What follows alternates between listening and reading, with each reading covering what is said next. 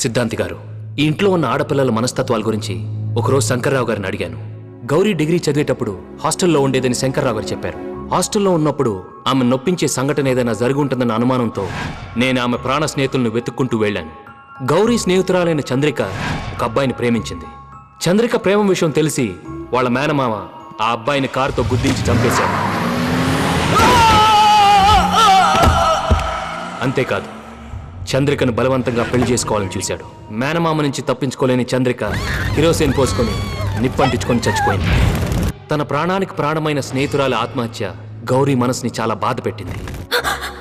ఆ బాధను మర్చిపోవడానికి అర్ధాంతరంగా చనిపోకుండా ఎక్కువ కాలం జీవించిన వారి చరిత్రల మీద రీసెర్చ్ మొదలుపెట్టింది. రాజులు మహారాజుల చరిత్రలు తెలుసుకోవడానికి గౌరీ లైబ్రరీకి వెళ్లేది. అక్కడే వెంకటపతి రాజా జీవిత చరిత్ర చదివింది. పుస్తకం చదవటం మొదలుపెట్టినప్పుడు గౌరీగానే చదువుతుంది. కానీ చదువుతూ చదువుతూ చంద్రముఖిగా మారిపోతుంది. తన ప్రాణ స్నేహితురాలు చంద్రిక జీవితంలో జరిగిన సంఘటనే చంద్రముఖి జీవితంలో కూడా జరగటంతో చంద్రముఖి క్యారెక్టర్ గౌరీ మనసులో హత్తుకుపోయింది. సిద్ధాంతి గారు, పుస్తకం తీసుకునేటప్పుడు లాగ్బుక్లో గౌరీ అని ఇంగ్లీష్లో రాస్తుంది. చదవడం పూర్తి చేసిన తర్వాత అదే పుస్తకంలో చంద్రముఖి అని తమిళంలో సంతకం చేసి వెళ్ళిపోయేది. అంతేకాదు, చంద్రముఖి గురించి ఇంకా వివరాలు తెలుసుకోవాలన్న తపనతో గౌరీ చంద్రముఖి పుట్టిన ఊరైన తంజావూరులో ఉన్న ఆమె ఇంటికి వెళ్ళింది.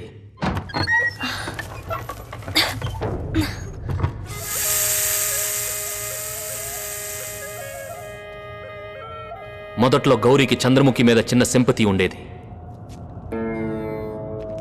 ఆ ఇల్లు, ఆ ఫోటో చూసిన తర్వాత ఆ సింపతి ఆమె మీద ఎంపతిగా మారిపోయింది.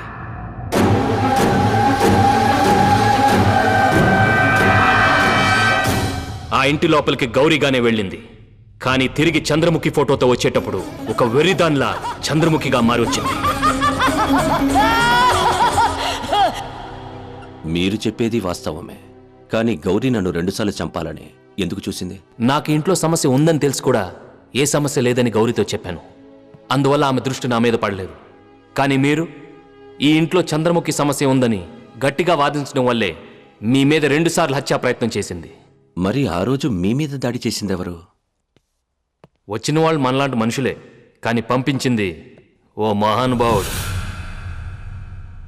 నిశ్చితార్థం రోజున గౌరీని పెళ్లి చేసుకోవడానికి వచ్చిన పెళ్లికొడుకు పారిపోవడానికి కారణం కూడా గౌరే. అందరి ముందు పెళ్లి కొప్పుకుంది. కానీ ఎవరికీ తెలియకుండా పైకెళ్ళి అతను భయపెట్టి తరివేసింది. ఈ విషయం పెళ్లికొడుకే స్వయంగా నాతో చెప్పాడు.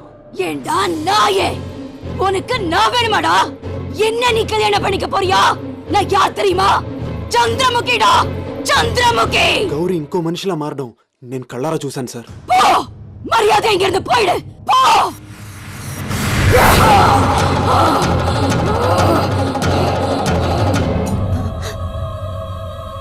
మేడపై నుండి దిగి వచ్చిన గౌరీ ఏమీ తెలియనట్టు మీ దగ్గరకు వచ్చి కూర్చుంది.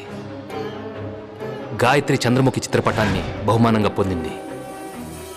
గీతేమో చంద్రముఖి చిత్రపటాన్ని గీయాలని లక్ష్యంగా పెట్టుకుంది. కానీ గౌరీ చంద్రముఖిగానే మారిపోయింది.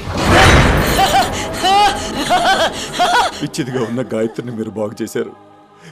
ఇప్పుడు గౌరిని ఎలా కాపాడతారు డాక్టర్? భయపడకండి, గాయత్రిని ఈయన బాగు చేశారు, గౌరీని నేను కాపాడతాను. అయితే ఆ రాజుని ఇక్కడికి రప్పిస్తారా? నేను పూజ ఇక్కడ జరిపించను, ఆ రాజు ఉన్న కోట దగ్గరలోనే జరిపిస్తాను. ఆ పూజలో గౌరీలో ఉన్న చంద్రముఖిని తరిమేస్తాను.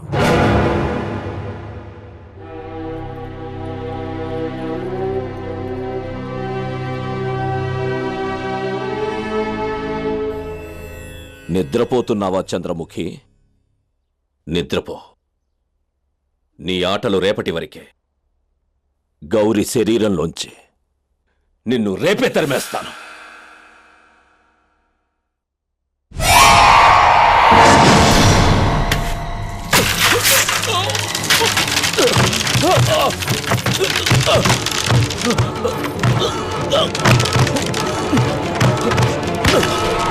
సిద్ధాంతి గారు!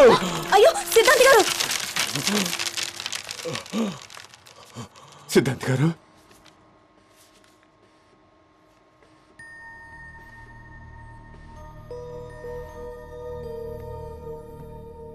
డాక్టర్, నా బిడ్డని కాపాడతానని చెప్పిన సిద్ధాంతి గారికే ఇలా అయ్యింది. ఇక ఆ చంద్రముఖి బారి నుంచి మా గౌరీని ఎవరు కాపాడతారు డాక్టర్? గాయత్రి, గౌరిని చూసుకోమని చెప్పొస్తే దాన్ని ఒంటరిగా వదిలి ఇక్కడికి ఎందుకు వచ్చావు? గౌరీ కనిపించడం లేదు నాన్న. ఇల్లంతా వెతికాను, ఎక్కడికి వెళ్ళిందో తెలియడం లేదు. డాక్టర్, గౌరీతో పాటు నా భరతనాట్యం డ్రెస్ కూడా కనిపించడం లేదు. అసలు నాకెందుకో భయంగా ఉంది. డాక్టర్, గౌరి ఎక్కడికి వెళ్ళి ఉంటుంది? నాగభైరుడు ఉన్న చోటు ఆమెకు తెలిసిపోయింది కదా, తప్పకుండా వాడిని వెతుక్కుంటూ అక్కడికే వెళ్ళుంటుంది. మల్లిగాడి ఇంటికాడ మల్లె పూలు కోసుకుంటే చందుగాడి సందుకాడ సందమామ చూసుకుంటే సుప్పుగాడి తిప్పకాడ సన్న జాజులేరుకుంటే పోటుగాడి తోటకాడ సన్ను గ్లాసులెట్టుకుంటే జాకిరేవు గట్టుకాడ కొత్త సబ్బు రుద్దుకుంటే సింగపూరు సెంటు తీసి కస్సు కస్సు కొట్టుకుంటే ముచ్చెమున్న ముక్కు పుడక ముక్కు మీద పెట్టుకుంటే రోడ్డు గోల్డ్ గాజులేసి చేతులేమో గల్లుమంటే చీర కట్టునేమో నేను అట్ట ఇట్ట సత్తుకుంటే సింగార కుంకుమెట్టి పెద్ద బొట్టు దిద్దుకుంటే అద్దవులు చూసుకుంటే నాకు నేను ముద్దుకుంటే కుర్రాళ్ళ చూపులన్నీ వచ్చి నన్ను గుద్దుకుంటే సూపర్ మచ్చి అంటే సూపర్